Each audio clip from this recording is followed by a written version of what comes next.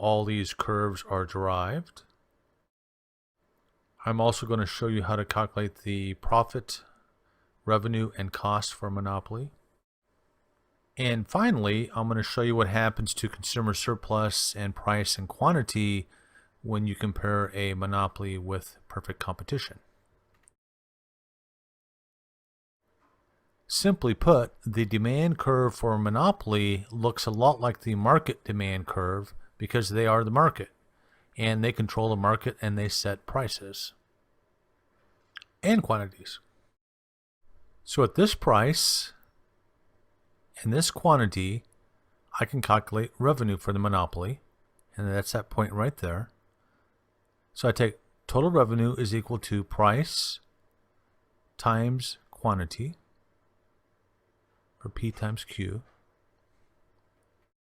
The first thing I'm going to do is build the total revenue curve. So I'll bring down the quantity straight down, and on the vertical axis I'll plot total revenue.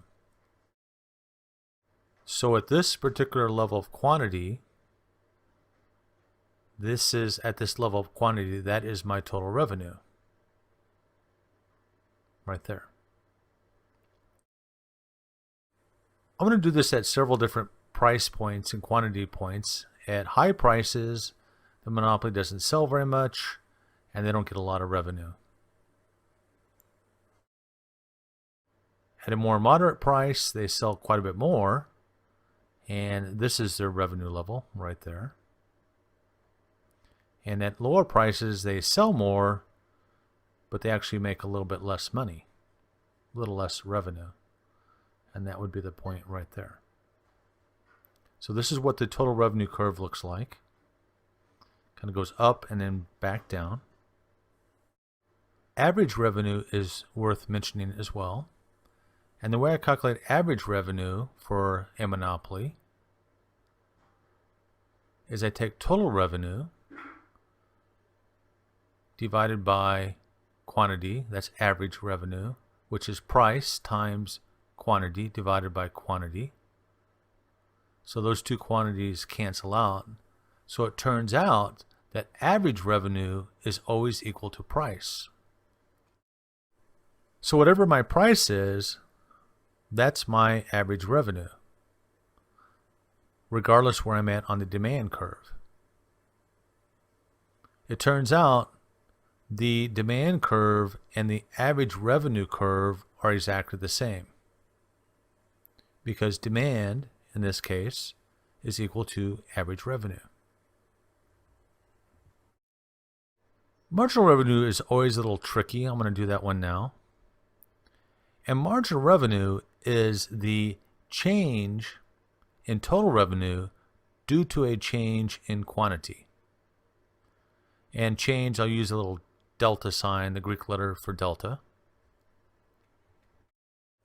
My first level of quantity is right there, and my associated total revenue is right there, and I'll plot that across. So I have TR1.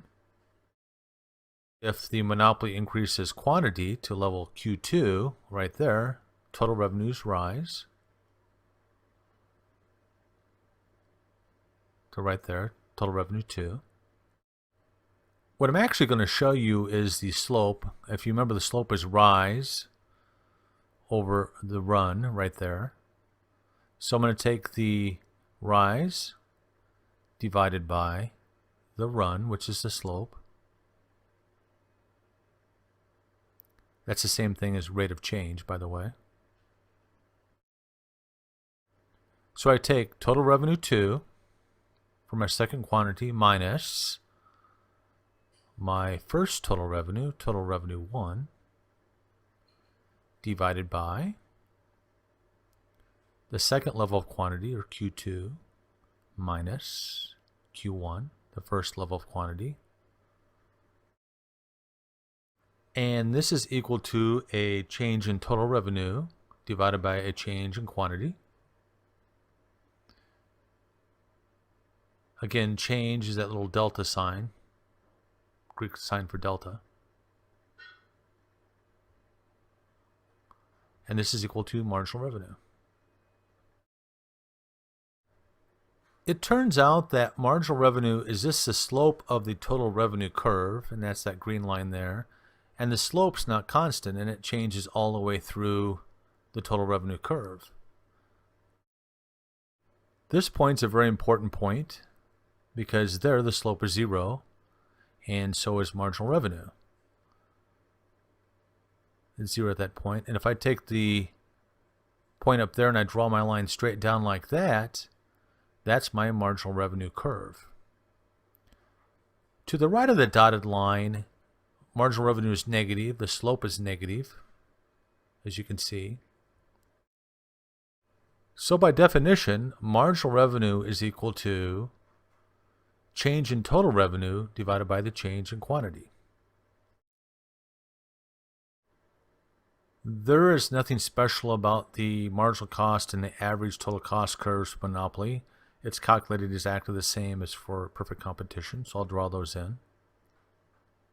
Marginal cost and the average total cost. The marginal cost curve and the marginal revenue cross is the level of quantity produced. And if I take it and I draw straight up, that gives me the price for the monopoly as well.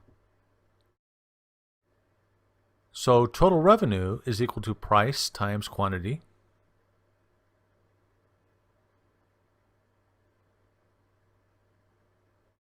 Again, if I go from the quantity up to the average total cost curve and across, this gives me my average total cost,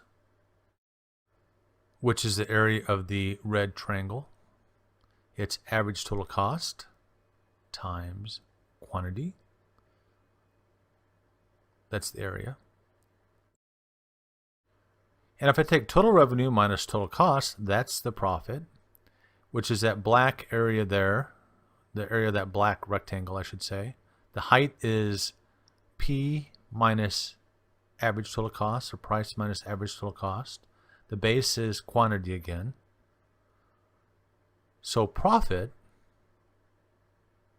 is equal to quantity times price minus average total cost. And again, profit is total revenue minus total cost. So in perfect competition, the market will produce a point right there and produce a quantity which is much higher than a monopoly would produce. And their prices would be less as well.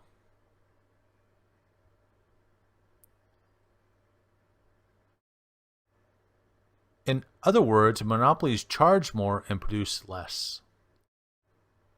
Under competition, that's consumer surplus, but under monopoly, consumer surplus shrinks. The consumer is worse off.